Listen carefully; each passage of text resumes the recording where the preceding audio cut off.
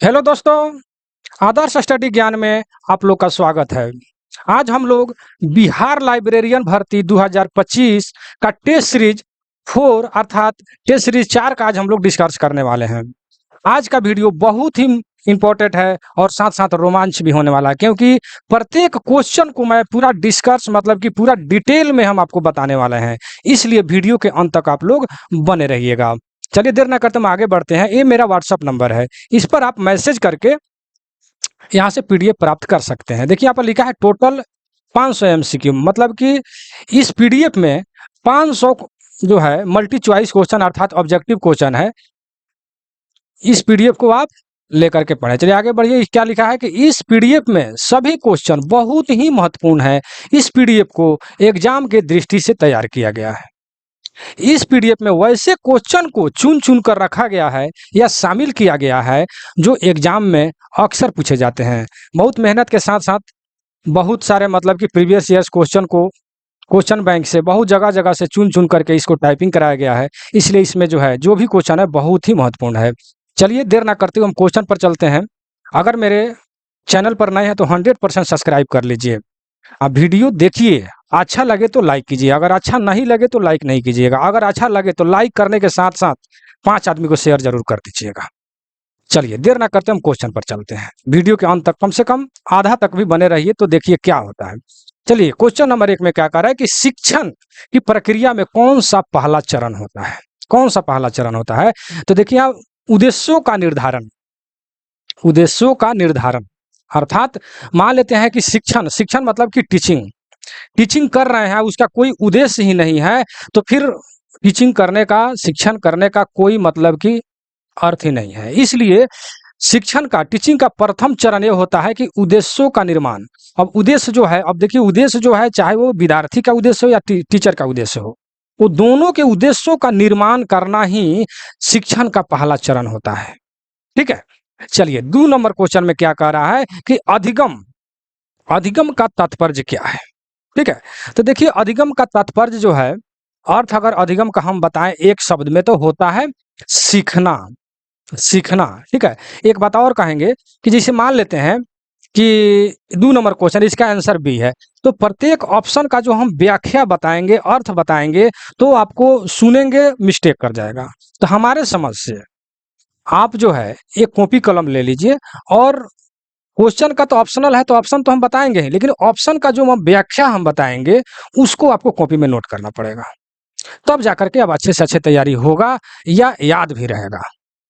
ठीक है। तो इस बात से अगर सहमत है तो कॉपी कलम लेके वीडियो को रोक करके लिखिए। जैसे हमने बताया अधिगम का अर्थ हुआ सीखना, लेकिन अधिगम शब्द का अगर हम पूरा डिटेल में अगर आपको बताएं अधिगम शब्द है क्या, अधिगम है क्या, तो यह एक प्रक्रिया है जिसके द्वारा व्यक्ति ज्ञान कौशल आदत या दृष्टिकोण को प्राप्त करता है।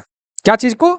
ज्ञान को, कौशल को, आदत को या अपने दृष्टिकोण को प्राप्त करता है, जिससे उनके व्यवहार में परिवर्तन होता है। कहने का तात्पर्य है कि अगर कोई भी चीज अगर सीखते हैं सही ढंग से, सच्चे दिल से, और सीखे हुए चीज को अगर अपने जीवन में अगर उतारते हैं तो निश्चित है कि आपका व्यवहार में चेंज हो जाएगा।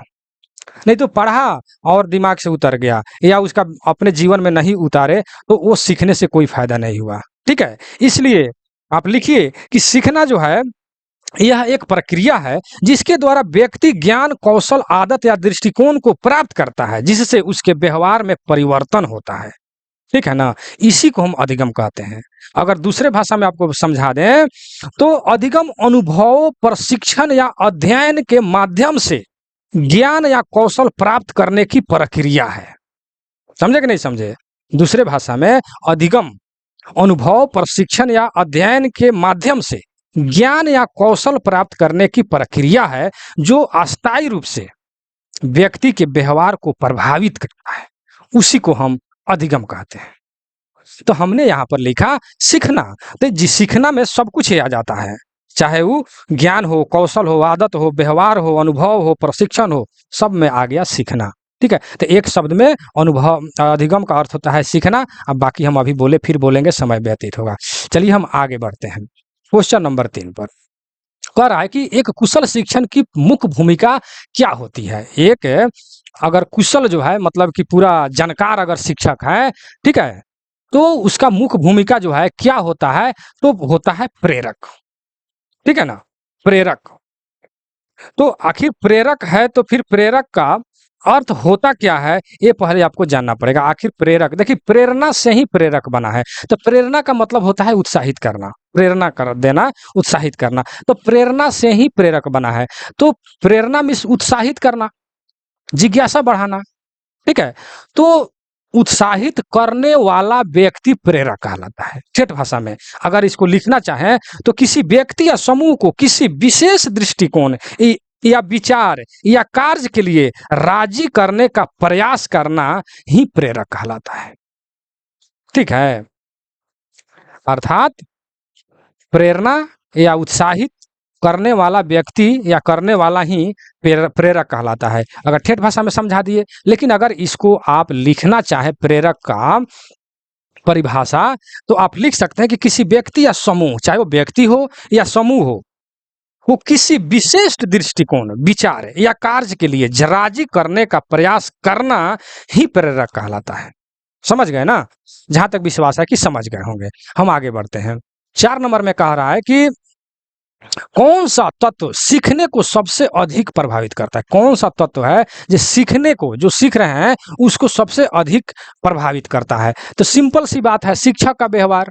अगर शिक्षक का व्यवहार सही रहेगा, चाहे वो किसी भी क्षेत्र में, पढ़ाने का व्यवहार या समझाने का व्यवहार या तरीका का व्यवहार या किसी भी, कोई भी अगर व्यवहार सही रहता है, बोलने का व्यवहार, हर तरीका से व्यवहार अगर उसका सही रहता है, तो उसके पास विद्यार्थी जाएंगे, 10 आदमी उसको पूछेगा या समझेगा, क्योंकि उस शिक्षक का व्यवहार जो है सबसे अच्छा है। यानी उस व्यवहार का सीखने वाला पर प्रभावित करता है या प्रभाव पड़ता है।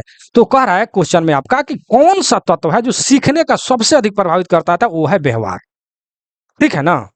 जहां तक विश्वास है कि समझ गए होंगे। 5 नंबर क्वेश्चन में क्या कर रहा है कि शिक्षण में बहु संवेदी दृष्टिकोण का लाभ क्या होता है। बहु माने बहुत सारा, संवेदी, ठीक है ना, उसका लाभ क्या होता है।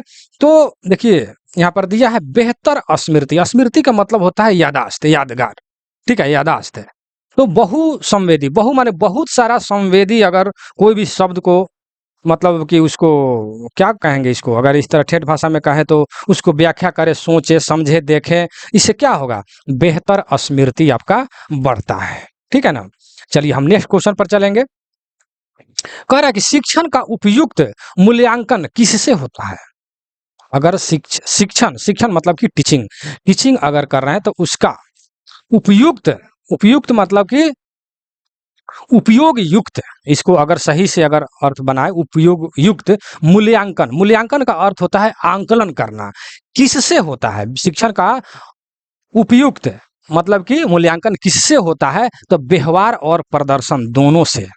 अगर शिक्षण जो है, टीचिंग का अगर आपका व्यवहार और प्रदर्शन दोनों अगर आपके पास है, तो उपयुक्त मतलब कि उपयोग होने वाला जो भी वस्तु युक्त है, उसका मूल्यांकन यानी आंकलन जो है व्यवहार और आपके प्रदर्शन से ही हो जाएगा शिक्षक का, कि व्यवहार कैसे कर रहा है, प्रदर्शन कैसे कर रहा है, उसी के हिसाब से उनका मूल्यांकन हो जाएगा। अर्थात मूल्यांकन का अर्थ होता है आंकलन करना, मापना कि इस सर कैसे पढ़ा रहे हैं, ठीक है, कितना इनके पास जानकारी है। तो व्यवहार और प्रदर्शन से उनको पता चल जाता है, ठीक है। चलिए 7 नंबर क्वेश्चन का अर्थ है, क्वेश्चन क्या है कि शिक्षण के दौरान शिक्षक का कौन सा दृष्टिकोण अपनाना चाहिए।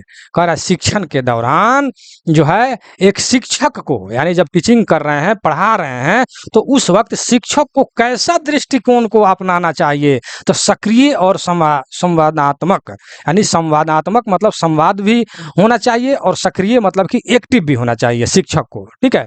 शिक्षक अगर एक्टिव है और संवाद भी, संवादात्मक का मतलब ये हो गया कि भिन्न भिन्न प्रकार का उदाहरण दे दे करके उसको समझा रहा है, बच्चे को संतुष्ट कर रहा है, यानी बच्चे को पूरी तरह से समझ में आ जा रहा है, ठीक है। अर्थात मतलब कि एक्टिव भी है, एक्टिव होकर के, ही ना कि एकदम मलुआए हुए हैं, ठीक ना, मलुआए हैं आवाज है ये नहीं है, मुंह से आवाज नहीं निकल रहा है, मलुआए हैं और संवाद कर रहे हैं तो भी काम नहीं चलेगा। एक्टिव होना पड़ेगा, अर्थात सक्रिय होना पड़ेगा। और संवाद मतलब कि उसको हर एक तरीका से संवाद करके यानी टॉकिंग करके डिस्कशन करके संतुष्ट करना होगा। ठीक है, तो शिक्षक को शिक्षण के दौरान शिक्षक को ये जो है सक्रिय और संवादात्मक जो है दृष्टिकोण को अपनाना चाहिए। ठीक है, एक्टिव भी होना चाहिए और व्याख्या भी करना चाहिए। चलिए, प्रभावी शिक्षण का आधार क्या है? क्वेश्चन में कह रहा है कि प्रभावी शिक्षण का आधार क्या है? तो प्रेरक संप्रेषण, प्रेरक संप्रेषण। ठीक है, तो प्रेरक का तो हम अभी ऊपर ऊपर हमने समझाया, प्रेरक का कि मतलब कि प्रेरित करने वाला ही व्यक्ति प्रेरक कहलाता है। ठीक है ना, प्रेरित करने वाला व्यक्ति ही प्रेरक कहलाता है। तो चलिए, तो थोड़ा सा इधर एक आदमी आ गया था। तो संप्रेषण, प्रेरक संप्रेषण मतलब कि प्रेरणा देने वाला को ही प्रेरक कहलाता है। ठीक है, चलिए आगे बढ़ते हैं। क्वेश्चन नंबर 9 करे, कौन सी विधि छात्रों में उच्च सोच कौशल को बढ़ाता है? ठीक है, कौन सा विधि जो है छात्रों में क्या बोलते हैं, उच्च सोच और कौशल को बढ़ाता है? तो इसका हो जाएगा केस स्टडी। ठीक है ना, केस स्टडी। अब रहा बात की केस स्टडी कहते किसे हैं, उसके बारे में पहले आपको जानना पड़ेगा। केस स्टडी कहते किसे हैं? ठीक है, तो केस स्टडी जो है एक प्रकार का शोध है। यहाँ पर अगर इस क्वेश्चन का आंसर अगर जानना है तो आप भी मारेंगे केस स्टडी, लेकिन इसको अगर व्याख्या सहित यहाँ पर आप लिख लेते हैं ना तो ज्यादा बेहतर होगा और जल्दी याद होगा। तो कह रहा है कि कौन सी विधि छात्रों में उच्च सोच या कौशल को बढ़ाता है? तो केस स्टडी। अब रहा बात की रटंत विद्या में, तो केस स्टडी आपने याद कर लिया, लेकिन केस स्टडी है क्या? तो यह एक प्रकार का शोध है। लिखिए यहाँ पर कि यह जो है एक प्रकार का शोध है जिसमें किसी विशिष्ट व्यक्ति, समूह या घटना या संगठन का विस्तृत अध्ययन किया जाता है, उसी को हम केस स्टडी कहते हैं। समझे कि नहीं समझे? फिर से समझ लीजिए कि ये केस स्टडी जो है एक प्रकार का शोध है जिसमें किसी विशिष्ट व्यक्ति, समूह, घटना या संगठन का विस्तृत अध्ययन किया जाता है, उसी को हम केस स्टडी कहते हैं। ठीक है, तो केस स्टडी जो है कह रहा है क्वेश्चन में, कौन सी विधि छात्रों को उच्च सोच मतलब बड़ा सोच और कौशल को बढ़ावा देता है? तो केस स्टडी, अर्थात मतलब कि केस स्टडी का मतलब होता है कि उसको शोध करें। ठीक है, यानी विस्तृत अध्ययन करें, इसी को हम केस स्टडी कहते हैं। ठीक है, शॉर्टकट में कहें केस स्टडी का अर्थ विस्तृत अध्ययन। ठीक है ना, आप जैसे भी याद कीजिए, हमारा काम है बताना। बताइए, चलिए 10 नंबर में, शिक्षण का अंतिम उद्देश्य क्या होता है? तो अंतिम उद्देश्य देखिए यहाँ लिखा है कि व्यवहार में अस्थायी परिवर्तन। अगर अच्छा शिक्षण टीचिंग दे रहे हैं, देखिए अच्छा अगर आपके पास जानकारी है, कुशल है, ठीक है, तो निश्चित है कि आपके व्यवहार में अस्थाई परिवर्तन। अस्थाई का मतलब है ना कि यहाँ यहाँ परिवर्तन है, वहां पर बदल गए, ऐसा बात नहीं है। अस्थाई का मतलब कि जो भी आपके पास जानकारी है उसमें आपने जीवन को ढाल दिया है, हमेशा हमेशा के लिए अस्थाई रूप से। ठीक है, उस व्यवहार को, उसी को हम अस्थाई व्यवहार कहेंगे, यानी व्यवहार में अस्थाई परिवर्तन हो जाएगा। ठीक है, तो क्वेश्चन है कि शिक्षण का अंतिम उद्देश्य है व्यवहार में अस्थाई परिवर्तन, यानी टीचिंग अगर कर रहे हैं तो आपके विद्यार्थी या आपके सामने वाला चाहे जो भी कोई है, उसके अगर जीवन में अस्थाई परिवर्तन होता है, वही उसका अंतिम उद्देश्य होता है, ताकि इसके जीवन का जो भी मतलब कि व्यवहार है उसको हम परिवर्तित करें। अच्छे मतलब ही ना परिवर्तित ऐसा कर दे कि व्यवहार में उसका गलत, अच्छे व्यवहार के लिए परिवर्तित करें। चलिए 11 नंबर में कह रहा है, शिक्षण की प्रक्रिया में विपरीत प्रतिक्रिया का महत्व क्या है? फीडबैक मतलब कि विपरीत प्रतिक्रिया का महत्व क्या है? तो शिक्षक को आलोचना करना, शिक्षक को आलोचना करना। ठीक है, शिक्षण प्रक्रिया में जो है फीडबैक यानी विपरीत प्रतिक्रिया का मतलब कि महत्व क्या है? तो वो जो है आपका ए नंबर में देखिए, मूल्यांकन में सहायता। ये जो है इसका मूल्यांकन होना चाहिए, वही कह रहे थे, मूल्यांकन में सहायता करना, मूल्यांकन में सहायता करना होगा इसका सही आंसर। शिक्षण की प्रक्रिया में विपरीत प्रतिक्रिया का महत्व है मूल्यांकन में। देखिए मूल्यांकन का कई बार हमने अर्थ बताया है कि मूल्यांकन का अर्थ होता है आंकलन करना। ठीक है, आंकलन करना। तो कह रहा है कि मूल्यांकन में सहायता करना, यानी आंकलन, आंकलन का मतलब मापना, मापने में, समझने में सहायता करना विपरीत प्रतिक्रिया का महत्व होता है। ठीक है, आगे बढ़ते हैं। कह रहा है कि शिक्षण को सफल बनाने के लिए आवश्यक है, शिक्षण को यानी टीचिंग को सफल बनाने के लिए आवश्यक क्या है? तो अनुशासन, रचनात्मक, प्रेरणादायक और सही विकल्प, यानी इसका सही आंसर डी होगा, अर्थात सभी विकल्प सही है। देखिए, शिक्षण को सफल बनाने के लिए अगर टीचिंग आप करने जा रहे हैं, पढ़ाने जा रहे हैं, या स्कूल खोलने जा रहे हैं, लाइब्रेरी खोलने जा रहे हैं, तो उसमें क्या अच्छा अनुशासन होना चाहिए, रचनात्मक मतलब कि हर तरह से व्यवस्था होना चाहिए, प्रेरणा यानी उत्साहित करने के लिए जिज्ञासा मतलब होना चाहिए, यानी सब कुछ होना चाहिए, तब आप एक सफल जो है शिक्षण दे सकते हैं या शिक्षण बना सकते हैं। ठीक है, टीचिंग कर सकते हैं। चलिए, 13 नंबर में क्या कह रहा है कि एक लाइब्रेरियन को सूचना साक्षरता बढ़ाते समय किस रणनीति का प्रयोग करना चाहिए? ठीक है, अब किस रणनीति का प्रयोग करना चाहिए? तो देखिए, इसका सही आंसर 1 नंबर में अगर कहें तो ये हो जाएगा आपका क्या बोलते हैं, व्यवहार। व्यवहार कर रहे हैं, व्याख्यान, यानी ए नंबर जो है व्याख्यान। ठीक है, तो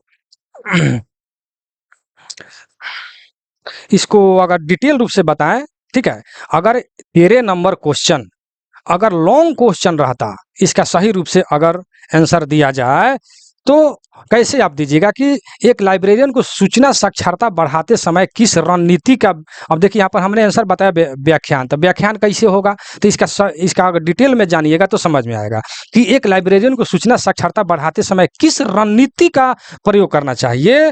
तो एक लाइब्रेरियन को सूचना साक्षरता, लिखिए आप यहाँ पर तीर का निशान बनाइए, लिखिए कि एक लाइब्रेरियन को सूचना साक्षरता पढ़ाते समय कई रणनीति का उपयोग करना चाहिए। इसमें शामिल है छात्रों को विषय क्षेत्र में जानकारी खोजने और उसका मूल्यांकन करने के लिए सक्रिय रूप से शामिल करना, समझ गए ना, और विभिन्न प्रकार के संसाधनों का उपयोग करना और छात्रों को महत्वपूर्ण सोच कौशल विकसित करने में मदद करना, यही सब चीज जो है रणनीति होना चाहिए। तो ये सब क्या हो गया? व्याख्या हो गया, समझ गए ना, ये व्याख्या हो गया। फिर से आप मिला लीजिए जो लिखे हैं कि एक लाइब्रेरियन को सूचना साक्षरता पढ़ाते समय कई रणनीतियों का उपयोग करना चाहिए। इसमें शामिल क्या क्या है? तो छात्रों को विषय क्षेत्र में जानकारी को खोजने और उसका मूल्यांकन करने के लिए सक्रिय रूप से शामिल करना तथा विभिन्न प्रकार के संसाधनों का उपयोग करना और छात्रों को महत्वपूर्ण सोच कौशल विकसित करने में मदद करना, यही सब चीज को रणनीतिक लाइब्रेरियन को सूचना साक्षरता पढ़ाते समय यही सब रणनीति जो है मतलब कि प्रयोग करना चाहिए। तो ये तो क्वेश्चन आपका ऑब्जेक्टिव है, तो इस क्या है, इसमें सब व्याख्या में आ जाएगा, व्याख्यान मतलब कीजिएगा तो सब इसमें आ जाएगा, इसलिए इसका आंसर ए होगा। ठीक है, तो हमको डिटेल रूप से इसलिए बताना पड़ा कि उसका ऑप्शन जो है सही रूप से क्वेश्चन से मैच नहीं कर रहा था। चलिए, इसीलिए मैंने व्याख्या किया। चलिए, 14 नंबर में कह रहा है कि शिक्षण विधियों का चयन किन आधार पर होना चाहिए? शिक्षण विधि जो दे रहे हैं उसका मतलब कि आधार क्या होना चाहिए, यह क्वेश्चन आपसे कर रहा है। तो छात्रों की रुचि और जागरूकता। ठीक है, अगर आप टीचिंग कर रहे हैं, पढ़ा रहे हैं, तो उसमें चयन जो है या पढ़ाने का सोच रहे हैं, जैसे मान लीजिए टीचिंग यानी पढ़ाने का सोच रहे हैं, लाइब्रेरी खोल रहे हैं, ट्यूशन खोल रहे हैं, स्कूल खोल रहे हैं, कुछ भी, तो उसका आधार क्या होना चाहिए, किन आधारों पर होना चाहिए? तो छात्रों की रुचि, पहले हम देखेंगे कि छात्र का रुचि क्या है। जब छात्र का रुचि जब समझ में आ जाएगा, तो जब रुचि जिसे मान लेते हैं कि इस विषय में इनका रुचि अधिक है, तो जो विषय में रुचि अधिक होगा तो उस विषय का जरूरत भी होगा कि नहीं होगा? इसीलिए छात्रों की रुचि और जरूरत, ठीक है ना, अर्थात शिक्षण विधि का चयन का आधार जो है कह रहा है कि किन आधार पर होना चाहिए? तो छात्रों की रुचि और जरूरत के आधार पर होना चाहिए। मेरे भाई मेरे दोस्त, इतना डिटेल में बता रहे हैं, कैसे आप समझिएगा। ठीक है, तो अगर आपको वीडियो अच्छा लग रहा है तो एक बार लाइक कर दीजिए, 5 आदमी को शेयर कर दीजिए, अगर नए हैं तो 100% सब्सक्राइब कर लीजिए, ताकि मैं जितना डिटेल में बता रहा हूँ आपको और जगह इस वीडियो में कहने का मतलब है कि दूसरे चैनल पर नहीं मिलेगा। मेरे चैनल पर बहुत सारा वीडियो डाला हुआ है लाइब्रेरियन का, जाकर देखिए, पूरे डिटेल में हमने बताया है, देखिए और 5 आदमी को शेयर कीजिए प्रत्येक वीडियो को, ठीक है। चलिए आगे बढ़ते हैं। कमेंट में भी जरूर लिखिए कि क्या हम आपको अच्छे ढंग से पढ़ा पा रहे हैं या नहीं, ताकि हम और अच्छे ढंग से आपको बता पाए। चलिए 15 नंबर में क्या कर रहा है कि शिक्षा में आईसीटी अर्थात सूचना और संचार प्रौद्योगिकी का प्रयोग किस लिए किया जाता है, यह क्वेश्चन आपसे कर रहा है। तो आंसर है कि सीखने को अधिक प्रभावी और रोचक बनाने के लिए, ठीक है। शिक्षा में सूचना और संचार प्रौद्योगिकी का उपयोग किस लिए किया जाता है, तो सीधी सी बात है कि सीखने को अधिक प्रभावी, जो भी आदमी सीख रहा है, चाहे आप ही क्यों ना सीख रहे हो, उसको अधिक प्रभावी बनाने के लिए, रोचक बनाने के लिए सूचना और संचार प्रौद्योगिकी का मतलब कि प्रयोग किया जाता है, ठीक है। समझ रहे हैं ना। चलिए 16 नंबर में, एक अच्छा शिक्षण का वातावरण होना चाहिए। कैसा होना चाहिए, तो खुला और सहभागितात्मक। एक अच्छा शिक्षण का वातावरण मतलब कि जो भी आप शिक्षा देने जा रहे हैं या शिक्षण कर रहे हैं, पढ़ा रहे हैं, तो उसका खुला खुला और सहभागितात्मक जो है होना चाहिए, ठीक है ना। मतलब कि इसको सही ढंग से, चलिए इसका आप ऐसी लिख लीजिए व्याख्या, तब आपको पूरे ढंग से समझ में आएगा कि खुला और सहभागितात्मक का अर्थ क्या होता है। तो इसका अर्थ एक होता ऐसा होता है, देखिए अब लिखिए कि एक ऐसी स्थिति या प्रक्रिया जिसमें लोग बिना किसी प्रतिबंध या बाधा के एक साथ मिलकर काम करते हैं, अपने विचारों, ज्ञान और संसाधनों को साझा करते हैं और एक समान लक्ष्य की दिशा में सहयोग करते हैं, उसी को हम क्या कहते हैं, खुला और सहभागितात्मक मतलब कहते हैं, इसी को कहते हैं। समझे कि नहीं समझे, फिर से आप इसको समझ लीजिए। देखिए क्वेश्चन फिर से पढ़िए कि एक अच्छा शिक्षण मतलब पढ़ा रहे हैं तो उसका वातावरण कैसा होना चाहिए, कैसा होता है, तो खुला और सहभागितात्मक, ठीक है। तो खुला और सहभागितात्मक का अर्थ होता क्या है कि यह जो है एक ऐसी स्थिति या प्रक्रिया है जिसमें लोग बिना किसी प्रतिबंध, यहाँ पर है खुला, इसका अर्थ हो रहा है कि बिना किसी प्रतिबंध या बाधा के एक साथ मिलकर काम करते हैं और अपने विचारों, ज्ञानों और संसाधनों को साझा करते हैं और एक समान लक्ष्य की दिशा में सहयोग करते हैं, उसी को हम खुला सहभागितात्मक वातावरण कहते हैं, ठीक है। चलिए हमको जहां तक विश्वास है कि समझ गए होंगे। 17 नंबर, परियोजना पद्धति आधारित शिक्षण में विद्यार्थी क्या करते हैं, क्या करते हैं, तो कार्यों को स्वयं योजना बनाकर करते हैं। परियोजना पद्धति आधारित शिक्षण में, ठीक है, विद्यार्थी क्या करते हैं, तो कार्यों को स्वयं योजना बनाते हैं। जो भी कार्य होगा उसको सेल्फ मतलब कि खुद ही उसका योजना बनाएंगे, बनाकर तब उसको समझेंगे, पढ़ेंगे, ठीक है ना। लेकिन परियोजना का भी अगर अर्थ सही ढंग से समझे तो परियोजना जो है क्या है, तो एक विशेष, इसका परियोजना का अर्थ चाहे तो आप यहाँ लिख सकते हैं, ठीक है। परियोजना तो एक विशिष्ट उद्देश्य की प्राप्ति के लिए योजनाबद्ध तरीके से किया जाने वाला कार्य को ही हम मतलब कि परियोजना कहते हैं, ठीक है। इससे क्या होता है, इसमें जो है पहचान मतलब कि होता है, कार्य योजना जो है सब बढ़ता है। लेकिन सही ढंग से एक बार आप लिख लीजिए कि परियोजना का अर्थ क्या होता है, तो एक विशिष्ट उद्देश्य की प्राप्ति के लिए योजनाबद्ध तरीके से किया जाने वाला कार्य को हम परियोजना कहते हैं। तो योजना मतलब कि क्या बोलते हैं इसको, योजनाबद्ध अगर कार्य कर रहे हैं तो उसमें क्या होगा, योजनाबद्ध जो है कार्यों को मतलब विद्यार्थी स्वयं कार्य करेंगे, योजना बनाएंगे और पढ़ेंगे, इसी को हम परियोजना कहते हैं। परियोजना किसे कहते हैं, योजनाबद्ध तरीके से किया जाने वाला कार्य को परियोजना कहते हैं, ठेठ भाषा में अगर कहें तो, ठीक है। तो योजनाबद्ध तरीके से काम किया जाने वाला वही कार्य को हम योजना कहते हैं, ठीक है। तो इसमें होगा कि कार्यों को जो है स्वयं मतलब विद्यार्थी या टीचर जो भी है करेंगे योजना बनाकर, इसी को हम योजनाबद्ध आधारित शिक्षण कहते हैं, या उस तरफ विद्यार्थी हो या शिक्षक हो, ठीक है। चलिए हमको जहां तक विश्वास है कि समझ गए होंगे। चलिए 18 नंबर क्वेश्चन क्या है, शिक्षण में मूल्यांकन का उद्देश्य क्या होता है। मूल्यांकन का मतलब होता है, बार बार बोल रहे हैं कि आंकलन करना, मापना, सोचना, समझना, मतलब कि मूल्यांकन होता है, ठीक है। तो मूल्यांकन का उद्देश्य क्या है, अगर अच्छी तरीके से उसको आंकलन कर लिए, समझ लिए, उद्देश्य मतलब कर लिए, तो आपको अच्छा ढंग से समझ में आ जाएगा, ठीक है ना। तो मतलब कि क्या होगा, उसमें सुधार होगा, फीडबैक होगा, ठीक है ना। मूल्यांकन का अर्थ होता है मतलब कि आंकलन करना, सोचना, समझना, परखना, जो भी कुछ है, ठीक है ना। तो सोच लिए, समझ लिए, परख लिए ना, माप लिए, तो इससे क्या होगा, सुधार होगा उसमें। आप जो भी कुछ अगर कुछ बनाए हैं, बिजनेस किए हैं, पढ़ाई कर रहे हैं, टीचिंग कर रहे हैं, तो उसमें क्या होगा, सुधार होगा, अर्थात फीडबैक होगा।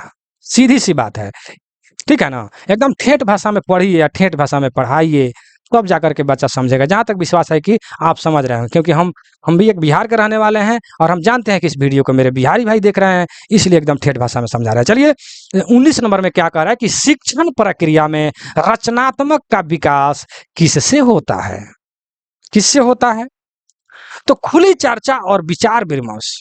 कितना अच्छी बात है, शिक्षण प्रक्रिया में रचनात्मक। अगर आप रचनात्मक, यानी रचनात्मक का मतलब है कि योजना बना रहे हैं, मतलब कि बहुत सारा चीज को, मतलब कि आप क्या कर, रचना का मतलब जान ही रहे हैं कि चारों तरफ से आप मतलब कि उसको व्यवस्थित कर रहे हैं कि कैसे हमारा लाइब्रेरी चलेगा, कैसे मेरा स्कूल ट्यूशन चलेगा, ठीक है, मतलब योजना बना रहे हैं या उसकी व्यवस्था बना रहे हैं। तो तो फिर कैसे होगा, जब तक उसकी खुली चर्चा नहीं कीजिएगा, ठीक है। चर्चा करेंगे तब ना कि हम इसको ट्यूशन खोलना है, लाइब्रेरी खोलना है, कैसे क्या करें। जो भी आपका मतलब कि फ्रेंड्स होंगे, दोस्त होंगे, वो जरूर आपको बताएंगे, और विचार विमर्श, उस पर विचार करेंगे, डिस्कस करेंगे, तब तो मतलब कि वो विकसित होगा, ठीक है। इसलिए शिक्षण प्रक्रिया में रचनात्मक का विकास कब होगा, जब उसका खुली चर्चा करेंगे, विचार विमर्श करेंगे, तब जाकर के वह एक सफल जो है, जो भी आप काम कर रहे हैं वो होगा, चाहे वो शिक्षा के क्षेत्र हो या बिजनेस का क्षेत्र हो, किसी भी क्षेत्र में। चलिए आगे बढ़ते हैं।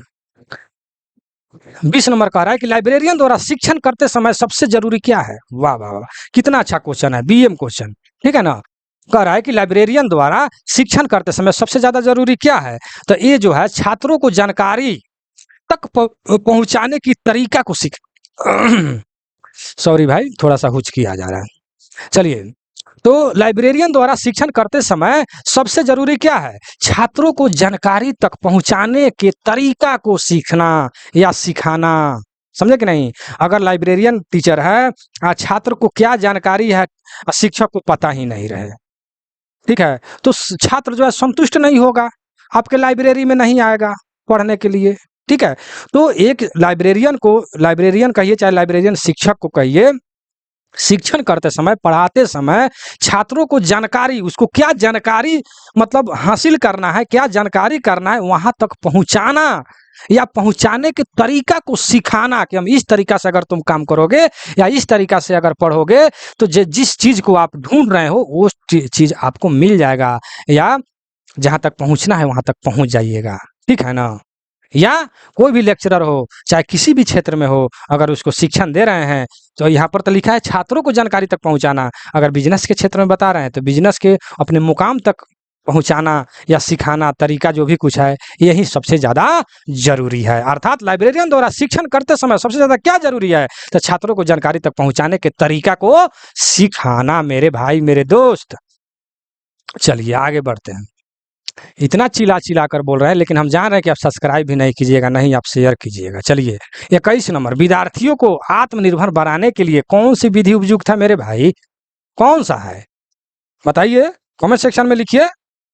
तो परियोजना कार्य, अभी परियोजना का हमने अर्थ बताया कि परियोजना का अर्थ है कि योजनाबद्ध तरीके से किया जाने वाला कार्य को हम परियोजना कहते हैं, ठीक है। तो परियोजना कार्य यानी योजनाबद्ध तरीके से जो किया जा रहा है कार्य, उसी को कह रहा है विद्यार्थी द्वारा आत्मनिर्भर बनाने के लिए कौन सी विधि, तो योजनाबद्ध तरीके से किया जाने वाला कार्य जो है सबसे ज्यादा उपयुक्त होता है मेरे भाई। विद्यार्थी को आत्मनिर्भर माने आत्मनिर्भर, खुद पर निर्भर बनाने के लिए योजनाबद्ध तरीके से उस कार्य को करना पड़ेगा, अर्थात परियोजना कार्य। परियोजना कार्य देखिए, क्वेश्चन से जो आंसर बी नंबर जो दिया हुआ है, उसका आंसर अलग शब्दों में दिया गया है आपको फंसाने के लिए। आप टीचर बनने जा रहे हैं, तो शब्द का जब तक अर्थ नहीं समझिएगा तब टीचर नहीं कहलाइएगा, ठीक है। तो देखिए यहाँ पर क्या कह रहा है कि परियोजना कार्य, तो परियोजना कार्य, परियोजना का पहले अर्थ जानिएगा तब ना कि इसका अर्थ होता है कि योजनाबद्ध तरीके से किया गया कार्य को हम परियोजना कहते हैं, ठीक है। तो आत्मनिर्भर कब बनिएगा,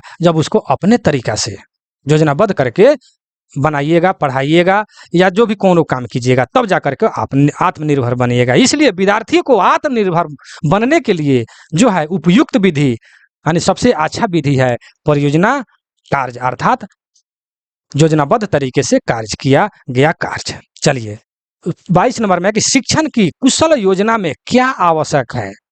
शिक्षण की कुशल योजना में क्या आवश्यक है, तो पढ़िए यहाँ पर कि स्पष्ट उद्देश्य, विविध शिक्षण विधियां, उपयुक्त सामग्री और उपयुक्त में से सभी, अर्थात ऑल इसका आंसर हो रहा है। क्योंकि शिक्षण की कुशल योजना अगर बना रहे हैं तो उसमें स्पष्ट उद्देश्य भी होना चाहिए, विविध शिक्षण, विविध माने बहुत प्रकार के शिक्षण का विधि भी होना चाहिए, और उपयुक्त सामग्री यानी उपयोग युक्त, जो भी उपयोग में आने वाला है वह सामग्री मतलब टूल्स भी होना चाहिए।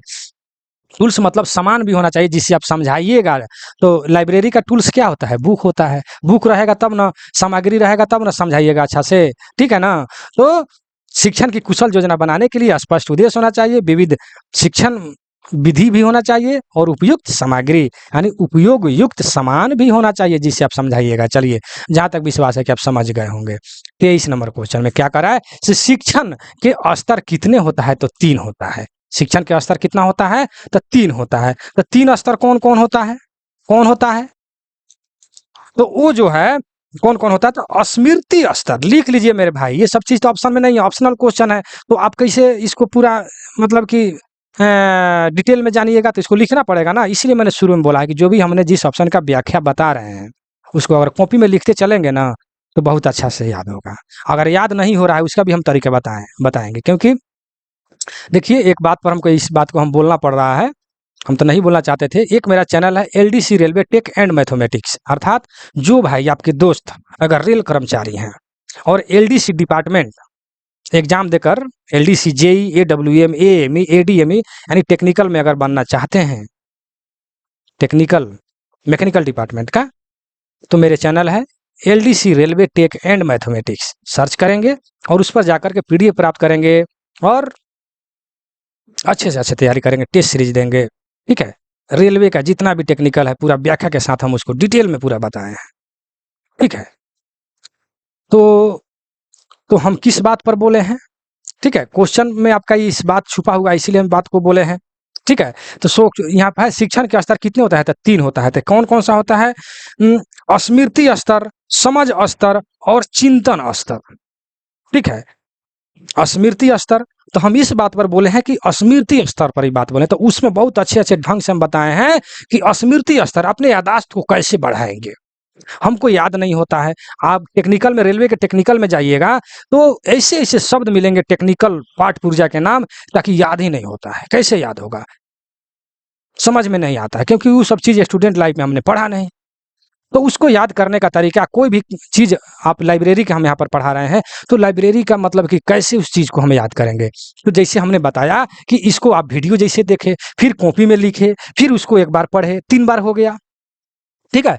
और 3 बार पढ़ने के बाद में जब आप सोने जा रहे हैं तो बॉल बत्ती ऑफ कर दिए। उसको जो भी हमने वीडियो में देखा है, लिखा है या पढ़ा है, जो भी कुछ है, उसको आंख बंद करके एक बार अपने दिमाग में रिवीजिंग मारेंगे, हमने क्या पढ़ा, क्या देखा, क्या सोचा, आंख बंद करके।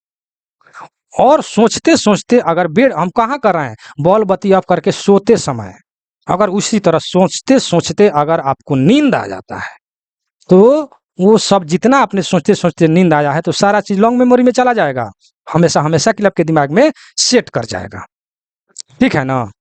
और याद हो जाएगा मेरे भाई, और वही चीज आपके सपने में भी आएगा, ठीक है ना।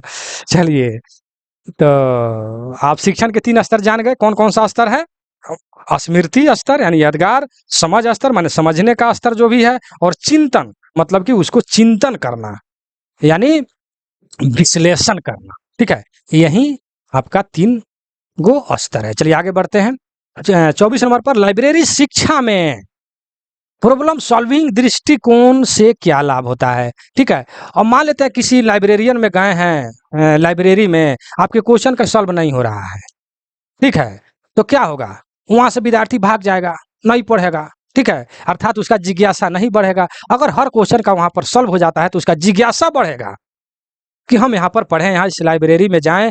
या अगर दूसरे क्षेत्र की बात करें, बिजनेस की बात करें, या आप घरेलू काम कोई भी चीज, अगर कोई भी काम का अगर सॉल्व नहीं होता है तो उसमें आपका जिज्ञासा नहीं बढ़ेगा, अगर सॉल्व होता है तो बढ़ेगा। इसलिए इसका आंसर होगा विद्यार्थियों की जिज्ञासा बढ़ती है। कब? जब लाइब्रेरी, क्वेश्चन तो लाइब्रेरी का है कि लाइब्रेरी शिक्षा में प्रॉब्लम सॉल्विंग का दृष्टिकोण से क्या लाभ है, तो विद्यार्थी की जिज्ञासा बढ़ता है। जब क्वेश्चन जिसका सॉल्व होगा तो खूब उसका जिज्ञासा बढ़ेगा और आपके लाइब्रेरी में भीड़ बढ़ जाएगा मेरे भाई, इनकम भी बढ़ जाएगा। समझ रहा है ना? चलिए 25 नंबर में क्या कर रहा है, डिस्कवरी लर्निंग के समर्थक कौन है, या लेखक पूछ रहा है कि डिस्कवरी लर्निंग जो है उसके समर्थक, मैंने समर्थन कौन लेखक ने किया था, तो ये रटन विद्या है, रट लीजिएगा। सी नंबर में ब्रूनर। ठीक है, चलिए 26 नंबर क्वेश्चन में हम देखते हैं, आगे बढ़ते हैं। 26 नंबर, शिक्षण के संदर्भ में एनसीएफ 2005 में जोर दिया गया, क्या जोर दिया गया है, थोड़ा सा ऑप्शन को हम देखते हैं। तो हम तो ऑप्शन पढ़ लिए। सी नंबर जो इसका आंसर जो देख रहे हैं, बालक केंद्रित शिक्षा, यही इसका सही आंसर है, इसी पर जोर दिया गया। ठीक है, चलिए जो व्याख्या वाला होगा हम पूरा व्याख्या करेंगे, आप टेंशन नहीं लीजिए। चलिए 27 नंबर क्वेश्चन, लाइब्रेरियन को सूचना का शिक्षण करते समय, लाइब्रेरियन को किसके किसके बात किया जा रहा है? देखिए कोई भी अगर क्वेश्चन को अच्छे ढंग से पढ़ेंगे ना तो आपको समझ में आएगा। खाली क्वेश्चन पढ़ लिए, क्वेश्चन याद नहीं आए, ऑप्शन को रट्टा मार लिए तो रटंत विद्या हो जाएगा। रट्टा मारना जानबे करते हैं कि रटंत विद्या एक घटंत विद्या होता है, समझे ना? हमारे बिहारी भाई जो है जानबे करते हैं कि रट ले, चाहे कैसे भी हो, जैसे में हो करके वो सबसे आगे रहते हैं। ठीक ना? तो क्या पढ़ रहे हैं हम, लाइब्रेरियन को सूचना का शिक्षण करते समय किस पर ध्यान देना चाहिए, यह क्वेश्चन आपसे है। तो स्रोत की विविधता पर, देखिए स्रोत की विविधता पर ध्यान देना चाहिए, यह है। ठीक है, अब स्रोत की विविधता पर, अब स्रोत की विविधता का अगर अर्थ ही वहां लिखिएगा, अर्थ तो आप लिखिए कि स्रोत की विविधता क्या होता है। तो किसी एक विषय या संदर्भ के बारे में जानकारी प्राप्त करने के लिए भिन्न भिन्न प्रकार के स्रोतों का उपयोग करना ही स्रोत की विविधता कहलाता है मेरे भाई। ठीक है, लाइब्रेरियन को सूचना का शिक्षण करते समय क्या चीज पर ध्यान देना चाहिए, तो स्रोतों की विविधता पर। ठीक है, अब स्रोतों की विविधता का व्याख्या कैसे होगा, तो हम क्वेश्चन में से थोड़ा सा मिला देते हैं कि लाइब्रेरियन को सूचना को क्या कह रहा है, लाइब्रेरियन को सूचना का शिक्षण करते समय जो है किसी एक विषय या संदर्भ के बारे में जानकारी प्राप्त करने के लिए भिन्न भिन्न प्रकार के स्रोतों का उपयोग करना चाहिए, इसी बात पर ध्यान देना चाहिए मेरे भाई। ठीक है ना? चलिए 28 नंबर में क्या करें कि अधिगम को अस्थाई बनाने में सहायक है, अधिगम को जो है अस्थाई बनाने में सहायक है। कौन सा सहायक है, थोड़ा सा ऊपर बढ़ाइए तो मैं इसका डिटेल बताऊंगा। क्रिया क्या कहता है, क्रियात्मक शिक्षण, क्रियात्मक शिक्षण। कुछ कुछ ऐसा कठिन शब्द है मेरे भाई, देख ही रहे कि हमको भी बोलने में थोड़ा सा कठिनाई हो रहा है, तो आप तो समझ आ रहा है, आपके सामने क्वेश्चन सामने है, मान लेते हैं सही मतलब जीभ नहीं टूट रहा है तो आप तो देख कर पढ़ लेंगे ना। चलिए 28 नंबर में क्या है कि अधिगम को अस्थाई बनाने के लिए क्या आवश्यक है, तो क्रियात्मक शिक्षण। ठीक है, क्रियात्मक शिक्षण, तो इसका अर्थ क्या हो गया, क्रियात्मक शिक्षण तो आप जान गए, लेकिन क्रियात्मक शिक्षण है क्या? ठीक है, तो इसका अर्थ आप लिखना चाहे तो लिख ले कि एक शिक्षण विधि है। क्रियात्मक शिक्षण क्या है, एक शिक्षण विधि है, एक शब्द में इसका अर्थ खत्म कि यह एक शिक्षण विधि है। लेकिन और डिटेल में अगर जानना चाहते हैं, लिखना चाहते हैं, तो यह एक शिक्षण विधि है जिसमें छात्रों को सक्रिय रूप से शामिल किया जाता है ताकि वे विषय वस्तु को बेहतर ढंग से समझ सके और उसे अपने जीवन में लागू कर सके। समझे कि नहीं समझे मेरे भाई मेरे दोस्त? पहले यहाँ पर अधिगम का मतलब ही होता है सीखना, तो अधिगम को अस्थाई कैसे बनाएंगे, कैसे सहायक होगा? ठीक है, तो क्रियात्मक शिक्षण से। तो क्रियात्मक शिक्षण है क्या, तो यह एक शिक्षण का विधि है जिसमें छात्रों को सक्रिय रूप से शामिल किया जाता है ताकि वे विषय वस्तु को बेहतर ढंग से समझ सके और उसे अपने जीवन में लागू कर सके। समझे कि नहीं समझे? यही सब चीज अगर करेंगे तब वो अस्थायी रूप से मतलब सीख सकेंगे, अर्थात अधिगम को अस्थायी रूप से सीखने में यानी अस्थायी रूप से बनाने में सहायक होंगे मेरे भाई मेरे दोस्त। ठीक है, यहाँ तक अगर वीडियो में बने हैं तो बहुत बहुत धन्यवाद। अब वीडियो को 100% पहले वीडियो को रोक करके सब्सक्राइब कर ही लीजिए, ठीक है ना? और 5 आदमी को शेयर कर दीजिए, तो फिर वीडियो चालू कीजिए। इतना चिल्ला चिल्ला कर आपके लिए मेहनत कर रहे हैं और इतना भी आप काम नहीं कीजिएगा तो हमको भी तो कुछ फ़ायदा चाहिए, ठीक है ना? चलिए 29 नंबर में क्या कर रहा है कि एक अच्छा शिक्षक हमेशा क्या होता है? अच्छा शिक्षक क्या होता है हमेशा? ये बात आपसे कह रहा है 29 नंबर क्वेश्चन में। तो देखिए यहाँ पर सीखने वाला, एक अच्छा देखिए यहाँ पर किसका बात किया जा रहा है? शिक्षक का।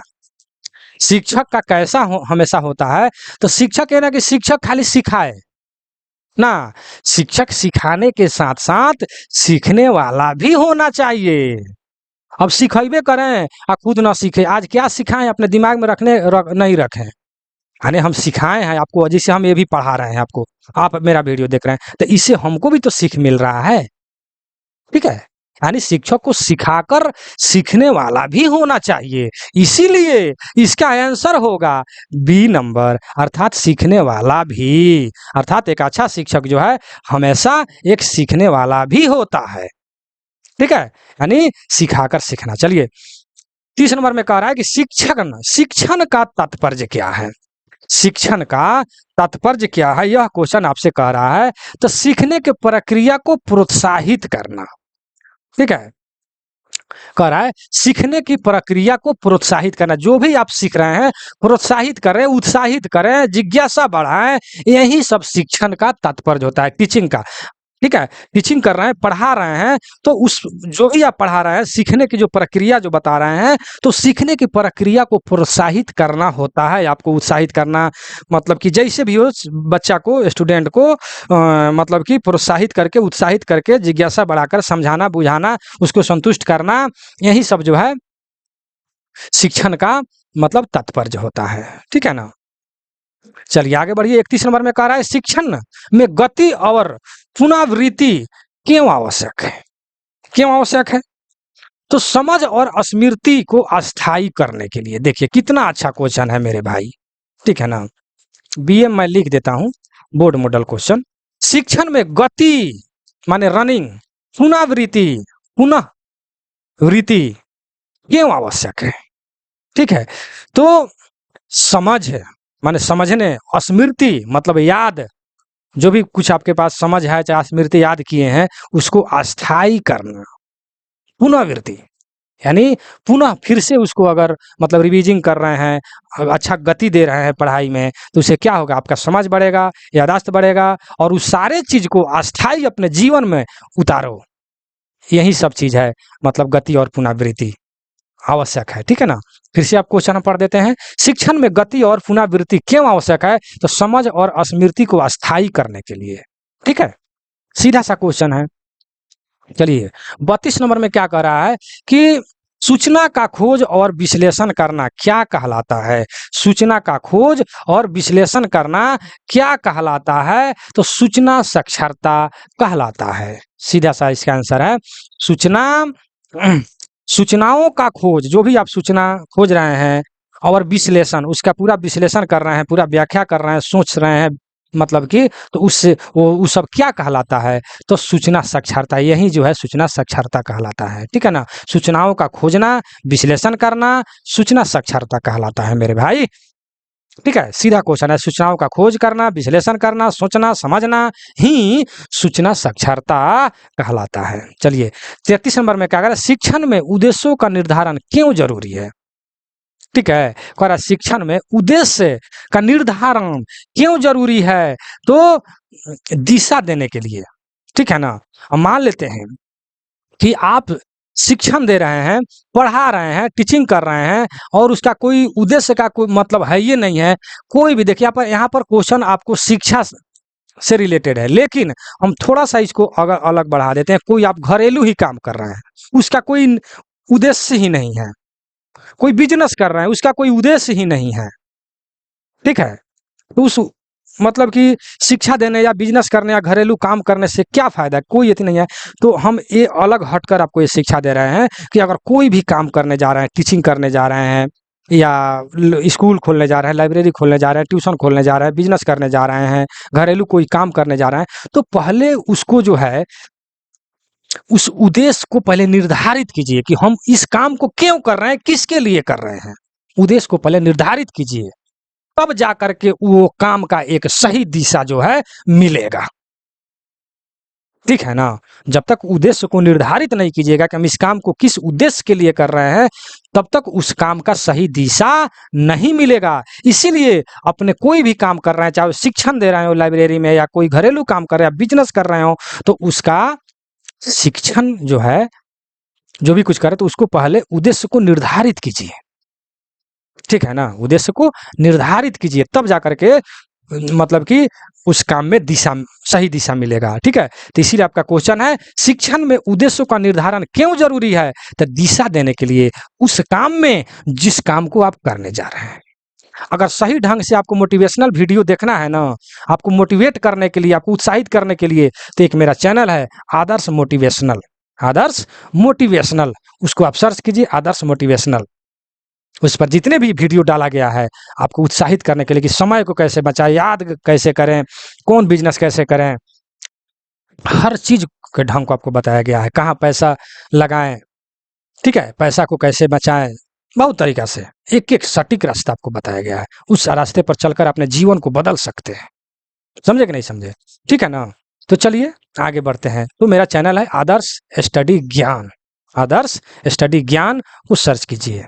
और ये चैनल जो पढ़ रहे हैं नहीं, आदर्श स्टडी ज्ञान को तो आप पढ़ रहे हैं, आदर्श मोटिवेशनल को आप सर्च कीजिए, आदर्श मोटिवेशनल। ठीक है? और उस पर जाइए। चलिए आगे बढ़ते हैं। 34 नंबर में, शिक्षक द्वारा प्रेरणा देने का सर्वोत्तम तरीका क्या है?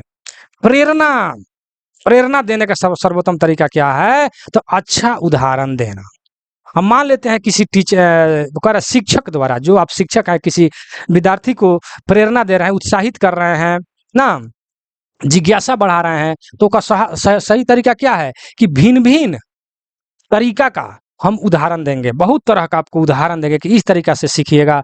बहुत बड़े बड़े महापुरुष का हम उदाहरण देंगे। ठीक है ना? जैसे डॉक्टर राजेंद्र प्रसाद हैं, एपीजे अब्दुल कलाम हैं, ठीक है, उसका हम उदाहरण देंगे, तब जाकर के वो पढ़ने के लिए उत्साहित होगा। जैसे हम आपको एक उदाहरण दे सकते हैं एपीजे अब्दुल कलाम का, कि अगर सीख रहे हैं किसी भी चीज को, ठीक है, अगर आपको मालूम नहीं है, आपका जी घबरा रहा है, तब क्या कीजिएगा? तो एपीजे अब्दुल कलाम का कहना है कि आपको जहां तक पता है वहां तक आप जाइए, जहां तक आपको रास्ता मालूम है वहां तक आप जाइए। वहां पर जाने के बाद आपको खुद पता चल जाएगा कि हमको कहाँ जाना है, अर्थात आपको वहां जाने के बाद में आपको रास्ता दिखाई दे देगा। आप वहां जहां जाना है आराम से जा सकते हैं। वहां पर जहां तक पता है वहां तक पहुंच गए, निश्चित है वहां पर आपको आदमी मिल जाएगा आपको रास्ता बताने के लिए। तो पहले जहां तक पता है वहां तक तो जाइए, अर्थात पहले घर से तो निकलिए, घर से निकलिए, तब जाकर के आपको पता होगा ना। ठीक है? अर्थात हम आपको यही समझाने का प्रयास कर रहे हैं कि एक शिक्षक को प्रेरणा उत्साहित करने के लिए जो है उनको एक अच्छा उदाहरण दे करके उस विद्यार्थी को उत्साहित करना होगा, प्रेरित करना होगा, प्रेरणा देना होगा। यही सर्वोत्तम तरीका है। समझे कि नहीं समझे? आज डॉक्टर राजेंद्र प्रसाद हमारे बिहार के लिए थे, जान ही रहे हैं, प्रथम राष्ट्रपति, और मुजफ्फरपुर के एलएस कॉलेज का मतलब कि प्रिंसिपल भी रह चुके हैं। तो वो क्या करते थे, कैसे पढ़ते थे कि उनके साइड से बारात भी गुजर जाता था तो उनको पता ही नहीं चलता था, इतना ध्यान लगाकर पढ़ते थे। उनके साइड से अगर बारात भी गुजर जाए तो उनको पता नहीं चलता था, इस तरह ध्यान लगाकर पढ़ते थे। तो उस तरह ध्यान लगाकर आपको पढ़ना चाहिए। ठीक है? और उखैनी भी खाते थे क्योंकि बिहारी भाई लोग का भी पहचान भी होता है। चलिए आगे बढ़ते हैं, हम ज्यादा इस पर हम चर्चा नहीं करेंगे। चलिए, कौन सा सिद्धांत अधिगम में पुनर्वलन का समर्थन देता है? देखिए, इसका जो है अर्थ जो है हम बता दें ताकि आप अच्छे ढंग से इसको समझ सके। तो पुनर्वलन क्या लिखा है? पुनर्वलन जो है इसका अर्थ क्या होता है? तो यह एक ऐसी प्रक्रिया है जिसमें किसी क्रिया या व्यवहार के बाद कुछ ऐसा दिया जाता है जिसे उस क्रिया या व्यवहार को मतलब दोहराए जाने की संभावना बढ़ जाता है। ठीक है ना? यहाँ पर लिखा हुआ है कि री-इन्फॉर्मेंसमेंट, ठीक है, री-इन्फॉर्मेंसमेंट यानी री-इन्फॉर्मेशन जो दिया जाता है, अर्थात व्यवहार को दोहराए जाने की संभावना जो है बढ़ जाता है। ठीक है ना?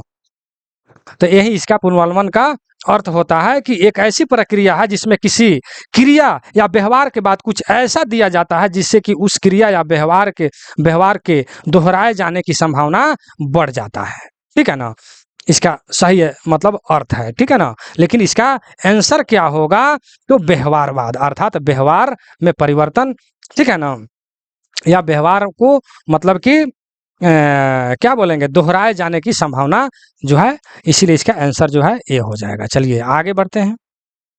क्वेश्चन नंबर 36, कौन सा सिद्धांत अधिगम ये हो गया 36 नंबर। शिक्षण का सर्वोत्तम रूप कौन सा है, तो ये है प्रेरित करना। शिक्षण का सर्वोत्तम जो है रूप जो है प्रेरित करना, उत्साहित करना, यही सर्वोत्तम रूप है। ठीक है, और प्रेरित ही नहीं कर रहे, उत्साहित ही नहीं कर रहे हैं तो उस जो है शिक्षण का जो है सर्वोत्तम रूप नहीं है, तरीका सही नहीं है। ठीक है, अब चलिए नेक्स्ट क्वेश्चन है कि माइक्रो टीचिंग अर्थात सूक्ष्म शिक्षण। सूक्ष्म का मतलब होता है कि एकदम बारीकी से एक एक शब्द का अर्थ निकाल करके समझना।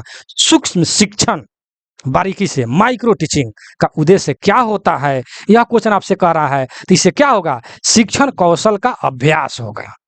ठीक है, अर्थात बी नंबर हो जाएगा कि शिक्षण कौशल जो भी आप पढ़ा रहे हैं उसका अभ्यास होगा। कब, जब सूक्ष्म शिक्षण कीजिएगा, एक एक शब्द को मतलब कि व्याख्या कर करके समझ करके उसको पढ़ाइएगा या खुद पढ़िएगा, तो क्या होगा, शिक्षण कौशल में अर्थात टीचिंग कौशल में, पढ़ाने की कौशल में आपका अभ्यास बढ़ेगा मेरे भाई मेरे दोस्त। इसीलिए इसका आंसर बी हो जाएगा।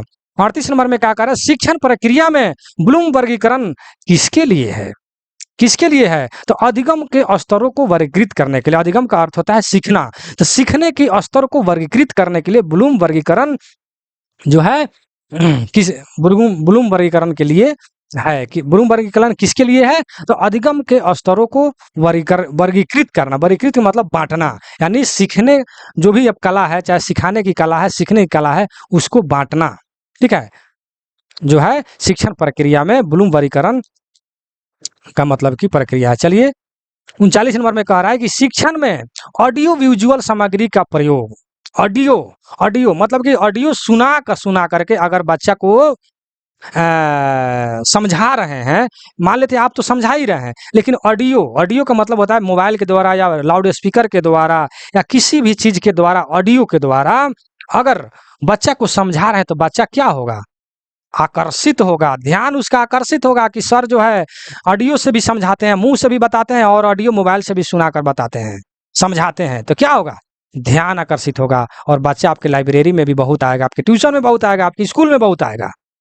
अर्थात ऑडियो विजुअल सामग्री का प्रयोग करने से ध्यान जो है आकर्षित होता है। चलिए 40 नंबर क्वेश्चन में क्या कह रहा है कि शिक्षण योजना में लचीलापन। देखिए अब यहाँ पर आ गया लचीलापन। अब लचीलापन का अर्थ जानिएगा तब ना। लचीलापन का मतलब होता है उतराव चढ़ाव। ठीक है, क्यों जरूरी है शिक्षण परियोजना में उतराव चढ़ाव क्यों जरूरी है, तो छात्रों के भिन्न भिन्न समस्याओं के अनुसार बदल सके। अर्थात आपके लाइब्रेरी में, आपकी स्कूल ट्यूशन में ऐसे बहुत सारे स्टूडेंट आए हैं जिसको किसी को कम जानकारी है तो किसी को ज़्यादा जानकारी है, किसी को पढ़ने का तरीका अच्छा है तो किसी को समझे नहीं आ रहा है। अर्थात लेकिन आप जब समझा रहे हैं तो आपको किसी को लोअर में समझाना होगा, किसी को अपर में समझाना होगा, तो क्या लचीलापन। लचीलापन का मतलब उतराव चढ़ाव जरूरी है आपके समझ में। ठीक है, यानी समझाने के तरीका में कि जिसका जैसे जरूरी है वैसे समझा करके उतराव चढ़ाव जैसे भी हो, यानी मतलब कि जब समझा रहे हैं तो ऐसे ऐसे उदाहरण दें, छोटा उदाहरण भी बड़ा उदाहरण भी, यानी लचीलापन, उतराव और चढ़ाव भी, ताकि बच्चा आपका संतुष्ट हो जाए, समझ जाए। ठीक है, अर्थात छात्रों के भिन्न भिन्न समस्याओं के अनुसार बदल सके, जो भी जिस प्रकार समस्या है उसके अनुसार उसको बदल सके, इसीलिए शिक्षण योजना में लचीलापन जरूरी है, अर्थात उतराव चढ़ाव जरूरी है। चलिए 41 नंबर में क्या कर रहा है, शिक्षण विधि में विविधता क्यों जरूरी है। विविधता का मतलब हो गया भिन्न भिन्न, यानी बहुत प्रकार के, बाकी समझाने का तरीका क्यों जरूरी है, यह क्वेश्चन आपसे कर रहा है। तो छात्रों को भिन्न भिन्न शैलियों के अनुसार अनुकूलन हेतु, यानी भिन्न भिन्न शैलियों, शैली माने तरीका, भिन्न भिन्न तरीका के अनुसार अनुकूल बनाना। भिन्न भिन्न कर शिक्षण विधि में विविधता का अर्थ ये हो गया भिन्न भिन्न प्रकार के, मतलब कि शैलियों माने तरीका के अनुसार, मतलब अनुकूल माने उसके अनुसार हेतु उसको संतुष्ट करना, ढालना, सिखाना। ठीक है ना, इसीलिए विविधता जरूरी है। अर्थात फिर से अगर क्वेश्चन को पढ़ दें तब शिक्षण विधि में विविधता क्यों जरूरी है? क्योंकि छात्रों की भिन्न भिन्न शैलियों के अनुसार अनुकूल मतलब उसके अनुकूल हेतु ढालना या समझाना या सिखाना। चलिए आगे बढ़ते हैं। 42 नंबर में पुस्तकालय में समूह कार्य का उद्देश्य क्या होता है? तो सहयोग और भागीदारी बढ़ाना। पुस्तकालय में समूह कार्य यानी जब समूह में जब कार्य कर रहे हैं तो क्या होगा? सहयोग बढ़ेगा, भागीदारी बढ़ेगा। यही इसका सही आंसर हो जाएगा बी नंबर। 43 नंबर में क्या कह रहा है? शिक्षण के लिए सबसे प्रभावी प्रेरणा तकनीक।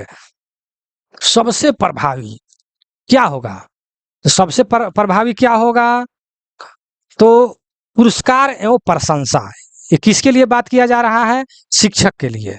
तो शिक्षक के लिए प्रभावी प्रेरणा कब होगा? भाई शिक्षक के लिए यानी शिक्षक कब प्रेरणादायक बनेगा, खूब अच्छा से समझाएगा उत्साहित होकर के? जब उसको पुरस्कार मिलेगा।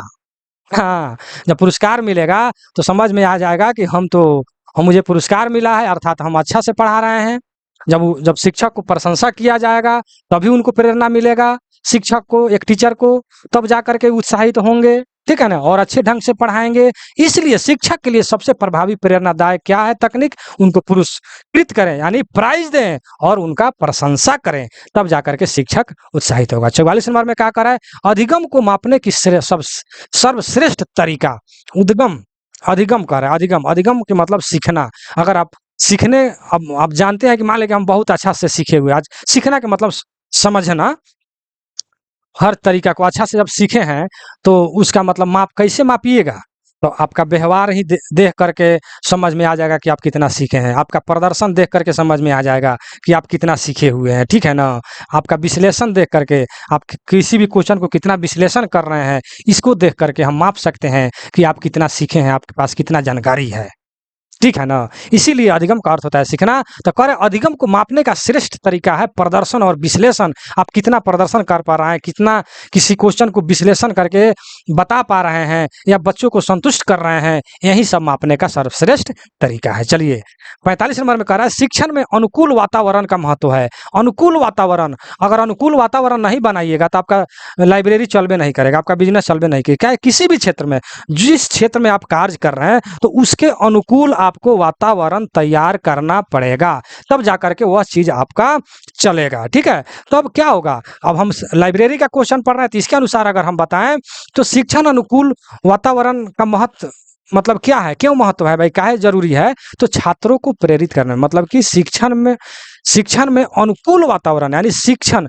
यानी जो टीचिंग कर रहे हैं उसके अनुकूल अगर वातावरण बना रहे हैं तो छात्र क्या होगा? प्रेरित होगा, उत्साहित होगा और आपके ट्यूशन, स्कूल या लाइब्रेरी में आएगा, ठीक है ना। इसीलिए शिक्षण के अनुकूल वातावरण बनाना बहुत ही महत्वपूर्ण भूमिका निभाता है या महत्व है, ठीक है। अर्थात इसका आंसर होगा छात्रों को प्रेरित करने में। चलिए 46 नंबर में है कौन सा दृष्टिकोण आज के शिक्षण में उपयुक्त है? यह क्वेश्चन आपसे कर रहा है। तो विद्यार्थी केंद्रित। तो विद्यार्थी केंद्रित का अर्थ क्या होता है जानिएगा तब ना। तो आप विद्यार्थी केंद्रित जो है ना, यहाँ पर एक एरो का चिन्ह बनाइए, लिख लीजिए कि विद्यार्थी केंद्रित कहते किसे हैं। तो शिक्षा में छात्रों को केंद्र में रखना, जहां सीखने की प्रक्रिया में छात्रों की सक्रिय भागीदारी और रुचियों को महत्व दिया जाता है, उसी को जो है विद्यार्थी केंद्रित कहा जाता है। जहां पर फिर से अगर बोल दें तो शिक्षा में छात्रों को केंद्र में रखना, जहां सीखने की प्रक्रिया में छात्रों की प्रक्रिया, भागीदारी और रुचि को महत्व दिया जाता है, उसी को हम विद्यार्थी केंद्रित कहते हैं या विद्यार्थी केंद्र कहते हैं। चलिए आगे बढ़ते हैं। 47 नंबर क्वेश्चन में सूचना साक्षरता कौशल में शामिल नहीं है। कौन सा शामिल नहीं है? तो जानकारी छुपाना। अब जानकारी छुपा लीजिएगा तो कैसे आप मतलब कि क्या बोलते हैं, शिक्षण जो दे रहे हैं उसमें अच्छा से शिक्षा दे पाइएगा, ठीक है ना। तो जो भी आपके पास शिक्षा है उसको अच्छे ढंग से बताइए, तब तो अच्छा शिक्षा होगा। वही कह रहा सूचना साक्षरता कौशल में शामिल नहीं है, तो जानकारी को छुपाना ये शामिल नहीं है, इसको जो है नहीं छुपाना चाहिए। चलिए 48 नंबर में कह रहा है कि शिक्षण प्रक्रिया में समस्याओं का समाधान कैसे किया जाना चाहिए? तो छात्र के साथ मिल करके तब जा करके समस्याओं का समाधान करना चाहिए। किसको मिलना चाहिए? अर्थात शिक्षक को। ठीक है, शिक्षक को शिक्षण प्रक्रिया में, पढ़ाते समय, पढ़ाने की प्रक्रिया में समस्याओं का समाधान कब होगा? जब छात्रों के साथ मिलकर उसको बताएंगे, हर क्वेश्चन का आंसर देंगे, बुक ढूंढ कर देंगे, ठीक है ना, पढ़ने का तरीका बताएंगे, उसके साथ मिल करके विद्यार्थी की तरह पढ़ाएंगे, तब तो जाकर के समस्याओं का समाधान होगा। इसीलिए इसका आंसर बी हो जाएगा, छात्रों के साथ मिलकर। ठीक है, जहां तक विश्वास है कि यहाँ तक पढ़ें, बहुत अच्छे ढंग से आपको समझ में आएगा, क्योंकि एक एक क्वेश्चन को मैंने पूरा डिटेल में हमने बताया है। तो अगर वीडियो यहाँ तक बने हैं तो आप एक बार लाइक शेयर जरूर कर दीजिए, और सब्सक्राइब तो आप एकदम 100% कर ही लीजिए, ताकि ऐसा वीडियो जो है आप और वीडियो भी जाकर मेरे चैनल पर देखिए। ऐसा वीडियो और जगह आपको नहीं मिलेगा। चेहरा दिखाकर पढ़ाना और चेहरा दिखाकर नहीं पढ़ाना में कोई अंतर नहीं है। आपको आवाज से मतलब है, समझने से मतलब है, चेहरा दिखाने से मतलब नहीं है। चलिए 49 में क्या करें कि लाइब्रेरियन को पढ़ाते समय किस चीज से बचना चाहिए? क्या चीज से बचना चाहिए? तो एक तरफा व्याख्या, मतलब कि एक तरफा व्याख्या नहीं करना चाहिए। मान ले कोई बच्चा अच्छा से समझ रहा है तो शॉर्टकट समझा करके एक तरफा व्याख्या किए, आगे बढ़ गए, नहीं। अगर कोई बच्चा अच्छा समझ नहीं रहा है तो उसको भी ले करके चलना, उसको भी अच्छे ढंग से छोटी छोटी बारीकी से एक एक शब्द को समझा करके आगे बढ़ना एक शिक्षक का गुण भी होता है। ठीक है ना? इसलिए एक लाइब्रेरियन को पढ़ाते समय क्या चीज से बचना चाहिए? एक तरफा व्याख्या से। एक तरफा व्याख्या कभी नहीं करना चाहिए, सबको लेकर करना चाहिए, मतलब चलना चाहिए। चलिए 50 में क्या करें कि सूचना साक्षरता का प्रमुख उद्देश्य जो है क्या होता है? तो जानकारी को खोजकर उसका सही उपयोग करना।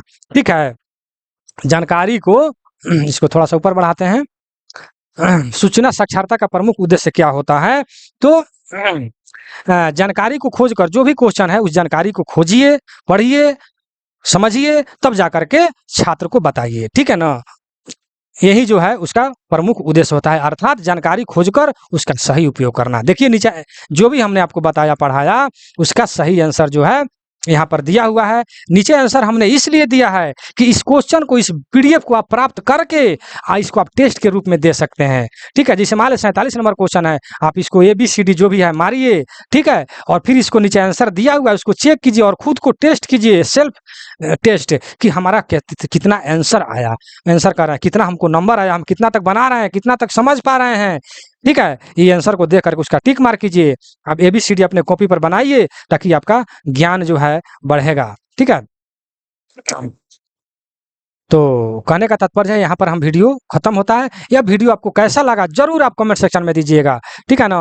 और मैं यहाँ पर अपना व्हाट्सएप नंबर दे देता हूँ, 96 93 57 14 26। इस पर आप मैसेज करके आप पीडीएफ को प्राप्त कर सकते हैं। ठीक है ना? तो आप पीडीएफ प्राप्त कीजिए, टेस्ट सीरीज दीजिए, ठीक है, और अच्छे से अच्छे ढंग से तैयारी कीजिए, लाइब्रेरियन बनिए। आपने क्वेश्चन में पढ़ा कि कोई भी काम करने का अगर सही ढंग से उद्देश्य उसका नहीं हो, तो अगर उद्देश्य निर्धारित नहीं करते हैं तो इस काम करने से कोई फायदा नहीं होगा। आप झूठ मूठ के फलनामा वो भी लाइब्रेरियन का फॉर्म भर रहा है, हम भी भर दिए, ठीक है, और फॉर्म भरने के लिए भर दिया, पढ़े नहीं, तो उससे कोई फायदा नहीं है भाई। इसलिए आप जो है एक उद्देश्य को लेकर के तब जाकर के आप पढ़ाई कीजिए। चलिए अगला जो वीडियो होगा टेस्ट सीरीज 5 का होगा।